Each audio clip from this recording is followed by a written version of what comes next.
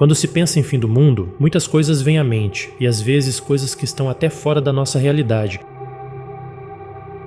Porém, uma das principais coisas que poderia e pode causar o fim da nossa existência ou da realidade que conhecemos são as bombas nucleares, e é isso que vamos ver. Vamos ver desde sua criação até os dias de hoje, o quão poderosas essas armas ficaram ao longo do tempo, e quanto de poder bélico essas armas podem carregar consigo nos dias atuais. Mas antes, não se esqueça de descer aqui embaixo e se inscrever no nosso canal, deixe seu like no vídeo e comente sua opinião sobre armas nucleares. Bom, para entendermos melhor essas armas, vamos entender primeiro o que são armas nucleares. As armas nucleares são dispositivos explosivos que liberam uma enorme quantidade de energia por meio de reações nucleares. Essas armas são baseadas em dois tipos de reações, fissão nuclear e fusão nuclear, e são as mais destrutivas já criadas pela humanidade. Armas de fissão, bombas atômicas. Essas armas funcionam a partir da fissão, uma quebra nuclear, onde o núcleo de um átomo pesado, como o urânio-235 ou plutônio-239, é dividido em núcleos menores. Esse processo libera uma enorme quantidade de energia em forma de explosão, calor e radiação. Armas de fusão, bombas de hidrogênio ou termonucleares. Essas armas utilizam a fusão, junção nuclear, onde núcleos leves, como os isótopos de hidrogênio, deutério e trítio, se fundem para formar um núcleo mais pesado, liberando ainda mais energia do que as armas de fissão. Mas por que usar esse tipo de energia como bomba? Além do seu devastador poder de destruição, as armas nucleares são devastadoras por vários motivos. Explosão. A força da explosão destrói tudo em um grande raio de alcance. Radiação. A radiação nuclear liberada pode causar doenças agudas de radiação, câncer e efeitos genéticos nas gerações futuras, o que em uma guerra é um dos objetivos, não só eliminar soldados, mas a nação de modo geral. Onda de calor. A explosão gera calor intenso, causando incêndios e queimaduras severas a grandes distâncias, destruindo fauna e flora, o que prejudica muito o país vítima de bombas nucleares. Pulso eletromagnético, EMP. As explosões nucleares podem gerar um pulso eletromagnético, que pode danificar ou destruir equipamentos eletrônicos e redes elétricas em uma vasta área. Ou seja, uma arma nuclear não é somente uma arma de destruição física, mas sim uma arma de destruição econômica e que afeta a vida e a sobrevivência depois de anos e anos. Mas quando surgiram as armas nucleares?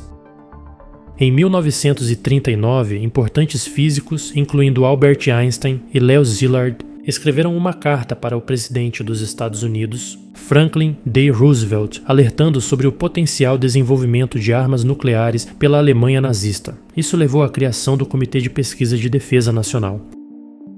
E foi assim que as armas nucleares surgiram durante a Segunda Guerra Mundial como resultado de avanços científicos e da corrida armamentista entre as principais potências mundiais. O desenvolvimento dessas armas começou com o Projeto Manhattan. Esse projeto foi um programa de pesquisa e desenvolvimento ultra-secreto conduzido pelos Estados Unidos durante a Segunda Guerra Mundial com o objetivo de criar as primeiras armas nucleares da história. Iniciado em 1942, o projeto foi uma resposta ao temor de que a Alemanha nazista estivesse desenvolvendo sua própria bomba atômica. Sob a liderança dos Estados Unidos e com a colaboração do Reino Unido e do Canadá, o Projeto Manhattan culminou na construção e detonação das primeiras bombas atômicas. Esse programa do governo era liderado e gerido pelo físico Robert Oppenheimer. Foi um renomado físico teórico americano, amplamente conhecido como o pai da bomba atômica. Oppenheimer foi escolhido para desenvolver uma bomba nuclear antes que a Alemanha nazista pudesse fazê-lo. Ele liderou o laboratório secreto de Los Alamos, no Novo México, onde uma equipe de cientistas, incluindo figuras notáveis como Enrico Fermi e Richard Feynman, trabalhou no desenvolvimento da bomba atômica. Os testes nucleares começaram na década de 1940, durante o desenvolvimento das primeiras armas nucleares. O primeiro teste nuclear da história foi realizado pelos Estados Unidos em 16 de julho de 1945, no deserto do Novo México, durante o chamado teste Trinity, como parte do Projeto Manhattan.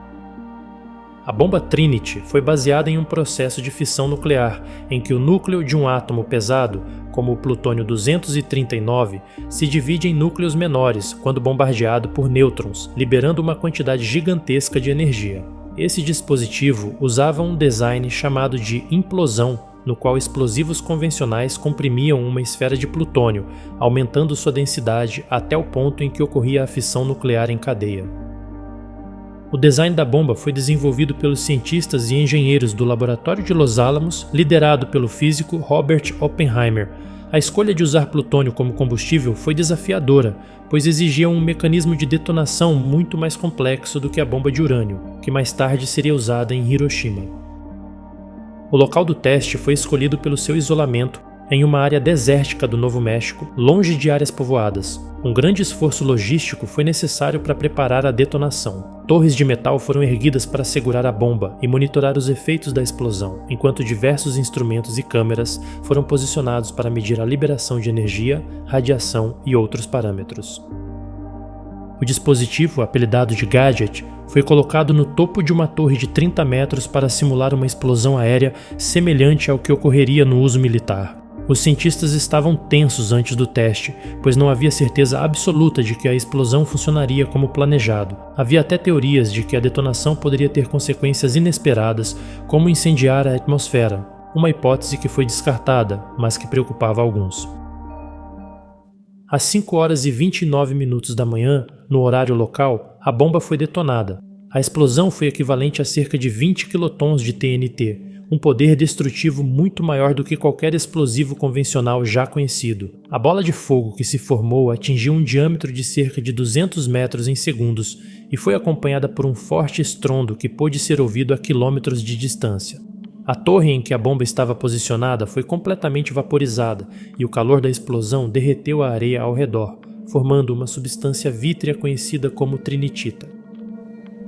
A nuvem de cogumelo resultante da explosão subiu a mais de 12 quilômetros de altura. Cientistas e observadores que estavam a cerca de 16 quilômetros do local sentiram uma intensa onda de calor e ficaram impressionados com o brilho cegante da explosão, que foi descrito como mais brilhante do que o Sol. Muitos assistiam ao teste usando óculos de proteção ou olhando de costas, devido à intensidade da luz. A reação dos cientistas foi mista. Muitos ficaram maravilhados com o sucesso do teste, enquanto outros foram tomados por um sentimento de preocupação com o que haviam acabado de testemunhar. Robert Oppenheimer, o diretor do Projeto Manhattan, lembrou-se de um verso do Bhagavad Gita, o texto sagrado hindu. "Agora eu me tornei a morte, o destruidor de mundos." Essa citação reflete o peso moral que o sucesso da explosão teve para Oppenheimer e outros envolvidos no projeto. Em resumo, Trinity não foi apenas o primeiro teste de uma bomba nuclear, mas também o ponto de virada para a história moderna, dando origem a um novo tipo de poder militar e suscitando questionamentos profundos sobre a ética do uso de armas tão destrutivas. A partir deste momento, começou uma corrida contra o tempo para adquirir essa arma tão letal. A famosa corrida armamentista foi um período marcado pela competição entre as principais potências mundiais, especialmente entre os Estados Unidos e a União Soviética, para o desenvolvimento e o acúmulo de armas, especialmente nucleares, durante o século XX.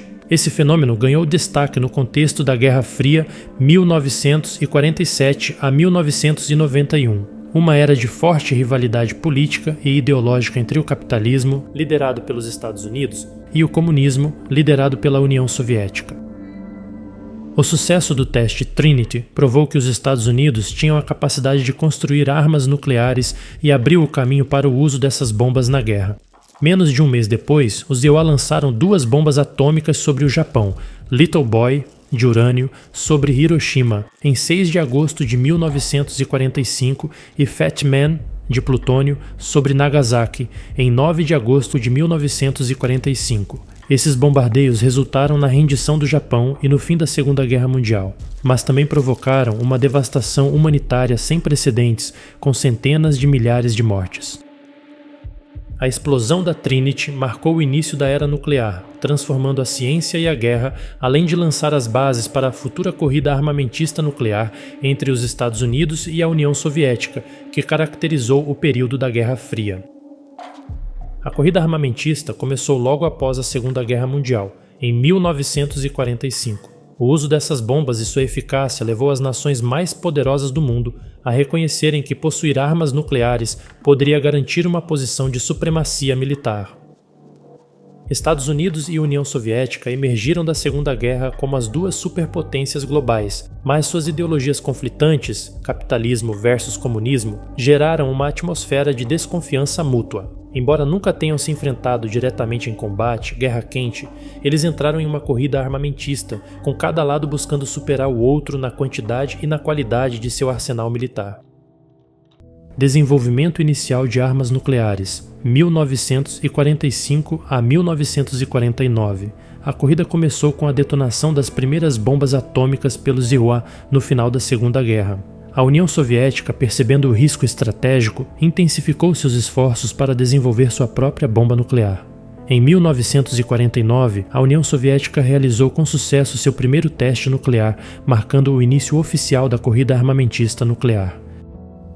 Bomba de hidrogênio. Após o teste soviético, os Iowa começaram a desenvolver a bomba de hidrogênio, bomba H, uma arma ainda mais poderosa do que a bomba atômica. A primeira detonação bem-sucedida de uma bomba H pelos Estados Unidos ocorreu em 1952. A União Soviética respondeu rapidamente, testando sua própria bomba de hidrogênio em 1953. Este período intensificou a corrida, pois ambas as nações buscavam armas mais destrutivas. Corrida por mísseis balísticos intercontinentais. Em 1957, a União Soviética lançou o satélite Sputnik, demonstrando sua capacidade de desenvolver foguetes poderosos capazes de alcançar o espaço.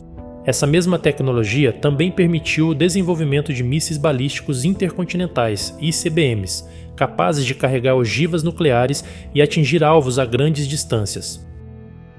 Essa inovação foi um ponto crucial, pois os ICBMs podiam ser lançados de um continente para outro, aumentando a ameaça de um ataque surpresa devastador. Os Estados Unidos e a URSS intensificaram os esforços para construir e posicionar mais ainda esses mísseis. Crise dos mísseis de Cuba, 1962. A crise atingiu seu ponto mais alto em 1962, quando a União Soviética começou a instalar mísseis nucleares em Cuba, a apenas 150 quilômetros da costa dos Estados Unidos. Esse evento, conhecido como a Crise dos Mísseis de Cuba, trouxe o mundo à beira de uma guerra nuclear.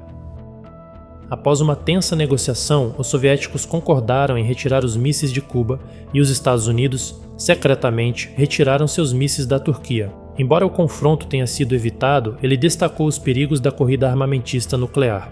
Durante a corrida armamentista, surgiu o conceito de destruição mútua assegurada, Mutual Assured Destruction, MAD, que se baseava na ideia de que, se uma superpotência lançasse um ataque nuclear, a outra retaliaria com força suficiente para destruir completamente ambas as nações. Esse equilíbrio do terror resultou em uma espécie de paz precária, já que tanto os Estados Unidos quanto a União Soviética perceberam que o uso de armas nucleares seria catastrófico para todos. A corrida armamentista não se limitou ao desenvolvimento de armas nucleares. Ambas as superpotências expandiram e modernizaram todos os aspectos de suas forças armadas. Submarinos nucleares, navios capazes de lançar mísseis nucleares a partir de qualquer lugar dos oceanos, bombardeiros estratégicos, aeronaves como o B-52, Estados Unidos, e o Tupolev Tu-95, União Soviética, capazes de carregar bombas nucleares e realizar ataques em longas distâncias. Sistemas de defesa antimísseis. Ambos os lados tentaram desenvolver sistemas para interceptar mísseis nucleares inimigos, embora a eficácia desses sistemas tenha sido limitada. Além disso, outras potências como o Reino Unido, a França e a China também desenvolveram armas nucleares, o que contribuiu para a proliferação dessas armas no mundo. Na década de 1960, a percepção do risco existencial que a corrida armamentista representava para a humanidade levou à criação de esforços diplomáticos para limitar o número e o uso de armas nucleares. Tratado de Não Proliferação Nuclear, TNP, 1968. Este tratado foi uma tentativa de conter a disseminação de armas nucleares, garantindo que apenas os 5 membros permanentes do Conselho de Segurança da ONU, Estados Unidos, União Soviética, China, Reino Unido e França, mantivessem arsenais nucleares. Em troca, esses países concordaram em trabalhar pelo desarmamento e em permitir o uso pacífico da tecnologia nuclear. Tratado de Limitação de Armas Estratégicas, Saltyr-Molotov, Nos anos 70, os Estados Unidos e a União Soviética iniciaram uma série de acordos conhecidos como SALT, Strategic Arms Limitation Talks, que limitaram o número de mísseis balísticos e de plataformas de lançamento. Tratado de Forças Nucleares de Alcance Intermediário, INF, 1987. Em 1987, foi assinado o Tratado INF, que eliminou uma categoria inteira de armas nucleares de alcance intermediário, representando uma importante vitória para o desarmamento. A corrida armamentista começou a perder força com o fim da Guerra Fria, nos anos 1980, especialmente após a liderança de Mikhail Gorbachev na União Soviética e a política de glasnost, transparência, e perestroika, reforma, que ele implementou. Gorbachev e o presidente dos Estados Unidos, Ronald Reagan, iniciaram conversações que resultaram em importantes tratados de desarmamento e no fim das tensões entre as superpotências. Com o colapso da União Soviética em 1991, a corrida armamentista chegou ao fim oficialmente, embora o legado de armas nucleares e a questão de sua proliferação permaneçam até hoje. Porém, isso não fez a evolução dessas armas pararem. Com a constante evolução da tecnologia, o poder bélico dessas armas chegou a um nível completamente diferente. A diferença de poder bélico das armas nucleares de antes para os dias de hoje está principalmente relacionada à evolução tecnológica e ao aprimoramento tanto no design quanto nos sistemas de entrega dessas armas. A capacidade destrutiva, a precisão e as estratégias de uso mudaram significativamente desde a criação das primeiras bombas nucleares durante a Segunda Guerra Mundial. Na década de 1950, o desenvolvimento das bombas de hidrogênio, ou bombas termonucleares, revolucionou o poder destrutivo das armas nucleares. Ao contrário das bombas de fissão, as bombas de hidrogênio utilizam a fusão nuclear, o mesmo processo que ocorre nas estrelas, onde átomos de hidrogênio se fundem para formar hélio, liberando muito mais energia do que a fissão. Potência. A primeira bomba de hidrogênio testada pelos Estados Unidos, chamada de Ivy Mike 1952, teve uma explosão de aproximadamente 10,4 megatons, 10,4 milhões de toneladas de TNT, centenas de vezes mais poderosa do que as bombas de Hiroshima e Nagasaki. A União Soviética testou em 1961 a maior bomba nuclear já detonada, conhecida como a Tsar Bomba, que teve uma potência de 50 megatons, cerca de 3.300 vezes mais poderosa que a bomba de Hiroshima. Além da potência aumentada, as armas nucleares de hoje são muito mais precisas e sofisticadas. As primeiras bombas nucleares eram lançadas de aviões e tinham uma precisão limitada. Hoje, as armas nucleares podem ser entregues por meio de mísseis balísticos intercontinentais, ICBMs. Lançados a partir de terra ou submarinos, esses mísseis podem atingir alvos a milhares de quilômetros de distância com grande precisão.